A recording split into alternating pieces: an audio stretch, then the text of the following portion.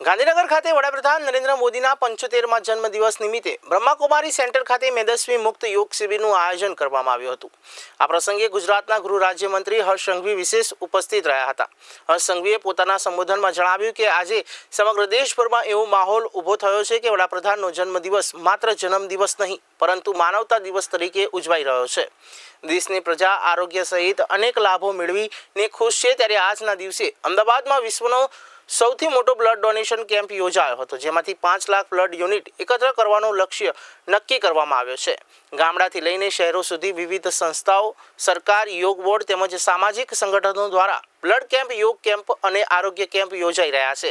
વડાપ્રધાન નરેન્દ્ર મોદીના જન્મદિવસને સાચા અર્થમાં માનવતા દિવસ બનાવીને ઉજવવાનો અનોખો ઉમંગ જોવા મળી રહ્યો છે। યશસ્વી વડાપ્રધાન શ્રી નરેન્દ્રભાઈ મોદીજીના જન્મદિવસ નિમિત્તે આજે જાણે કે આખો દેશ માનવતાનો દિવસ બનાવી રહ્યો હોય એવા દ્રશ્યો નજરે પડે। કાશ્મીરથી લઈને કન્યાકુમારી સુધી દેશની વિવિધ સંસ્થાઓ દ્વારા આજે નાના, મધ્યમ વર્ગીય, વડીલો આ બધા જ લોકોના ચહેરાઓ પર ખુશી લાવવાનું કારણ બની રહ્યા છે। દેશમાં ક્યારેય ના બન્યું હોય એ પ્રકારે વડાપ્રધાન શ્રીનો જન્મદિવસ હોય અને લાખો કરોડો લોકો એના લાભાર્થી બને, એમના ચહેરા ઉપર સ્મિત આવે। આજે અનેક સંસ્થાઓ દ્વારા અનેક નવા વિશ્વ વિક્રમ નોંધવા જઈ રહ્યા છે। આજે વહેલી સવારે હું વિશ્વનું સૌથી મોટું બ્લડ ડોનેશન કેમ્પની શરૂઆત કરાવવા ગયો। સૌ સંસ્થાના અગ્રણીઓને આભાર અને અભિનંદન આપ્યા છે।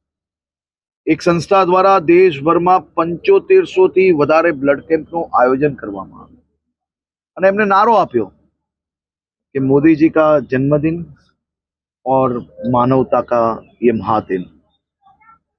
5 लाख બ્લડ યુનિટ આજે દેશ અને વિદેશમાં આ બ્લડ ડોનેશનના કેમ્પો થકી આ સૌ લોકો આદરણીય મોદીજીના જન્મદિવસ નિમિત્તે કરી રહ્યા છે।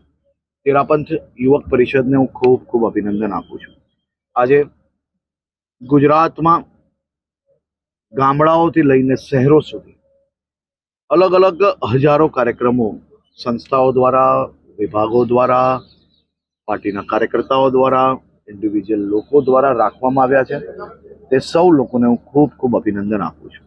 આજે ગુજરાત રાજ્ય યોગ બોર્ડ દ્વારા મોદીજીને સૌથી પ્રિય સબ્જેક્ટ એટલે કે સ્વાસ્થ્ય, ફિટ ઇન્ડિયા, એમનો એક સંકલ્પ કે મેદસ્વીતા મુક્ત ભારત બનાવવાનો અને એ મેદસ્વીતા મુક્ત ગુજરાતના સંકલ્પને સાકાર કરવા માટે ગુજરાત રાજ્ય યોગ બોર્ડ દ્વારા 17 સપ્ટેમ્બરથી 17 ઓક્ટોબર સુધી મેદસ્વીતા મુક્ત કેમ્પ, પછી આયુર્વેદ, આહાર, આ બધા જ વિષયોને લઈને આવનારા 1 મહિનામાં 75થી વધારે કેમ્પો ગુજરાતમાં આયોજન કરવામાં આવશે અને આ કેમ્પો થકી રાજ્યના હજારો નાગરિકોને ફિટ બનાવવાનું કાર્ય એ ગુજરાત રાજ્ય યોગ બોર્ડ દ્વારા કરવામાં આવશે।